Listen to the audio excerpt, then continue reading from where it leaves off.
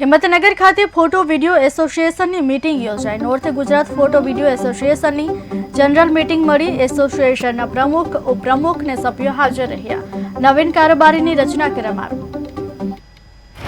આજે હિંમતનગરની અંદર હિંમતનગરના ફોટોગ્રાફર મિત્રો તથા સાબરકાંઠા અને અરવલ્લી જિલ્લાના ફોટોગ્રાફર મિત્રો દ્વારા નોર્થ ગુજરાતની ફોટોગ્રાફર એસોસિએશનની અહીંયા એક સભા રાખવામાં આવેલ હતી, જેની અંદર નવા પ્રમુખ, ઉપપ્રમુખ, મંત્રી, સહમંત્રી તથા સમસ્ત કારોબારીના સભ્યોની આજે વરણી કરવામાં આવેલ છે, જે 2025ની અંદર અહીંયા હિંમતનગર ખાતે પ્રોગ્રામ કરવાનો છે, જેના અનુસંધાનમાં આજે તમામ હોદ્દેદારોની નિમણૂક થઈ છે અને આ પ્રોગ્રામને સક્ષમ બનાવવા માટે સર્વ ફોટોગ્રાફર મિત્રોએ તેમાં સહમતિ આપી છે।